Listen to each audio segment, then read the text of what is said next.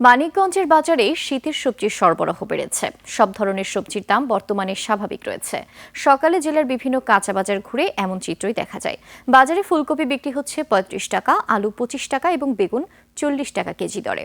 কাঁচামরিচ ১০০ টাকা KG, tomato ৬০ টাকা, গাজর ৫০ টাকা দরে বিক্রি হচ্ছে।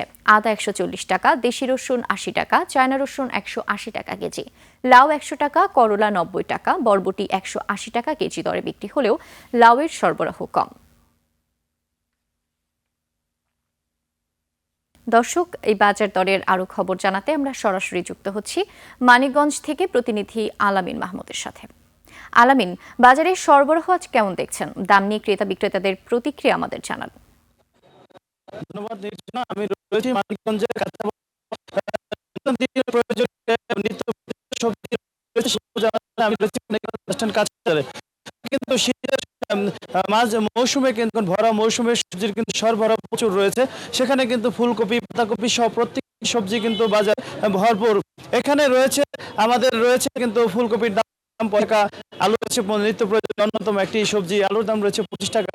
এছাড়াও কিন্তু প্রত্যেকটা সবজির দাম কিন্তু ৩০ থেকে ৬০ টাকার মধ্যে রয়েছে।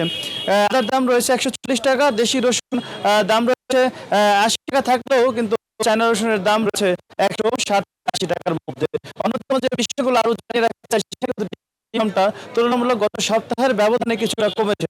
ডিমের দাম গত সপ্তাহে ৩৫ টাকা বিক্রি হলো, লাল ডিম এখন বিক্রি হচ্ছে ৪০ টাকা এবং সাদা ডিম বিক্রি হচ্ছে ৩৫ টাকায়। মুরগির মাংসের কথা যদি আমরা বলতে যাই, মুরগির মাংসের দাম কিন্তু ১৮০ টাকায় ব্রয়লার মুরগি বিক্রি হচ্ছে, দেশি মুরগি বিক্রি হচ্ছে ৬০০ টাকা কেজিতে। গরুর মাংসের দাম বর্তমানে স্বাভাবিক ৭৫০ টাকায় রয়েছে। এছাড়াও রয়েছে যেখানে যে আমাদের খাসির মাংস কিন্তু ২০ টাকা রয়েছে।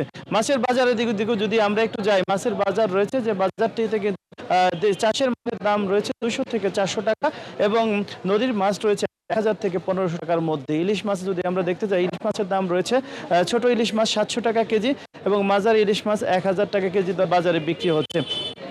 এছাড়াও যে অন্য বিষয়গুলো রয়েছে বাজারে কিন্তু ক্রেতারা বর্তমানে শীতের যে সবজিগুলো হাতে নাগালে পেয়েছেন এবং সর্বোচ্চ বাজারে শীতের সবজি সরবরাহ রয়েছে। এই জন্য ক্রেতারা কিন্তু স্বস্তি বোধ করছে এবং তারা ভাবছে যে সারা বছর এইভাবে যদি সবজি পেত, তাহলে হয়তো বা তাদের সবজিগুলো কিনে খেতে অনেক সুবিধা হতো। অন্য একটি বিষয় রয়েছে, ভোক্তা অধিদপ্তর কিন্তু এখন সজাগ রয়েছে। সবকিছু মিলিয়ে কিন্তু এখন বাজারের দর কিন্তু স্বাভাবিক রয়েছে। এই ছিল সর্বশেষ নির্ঝনা।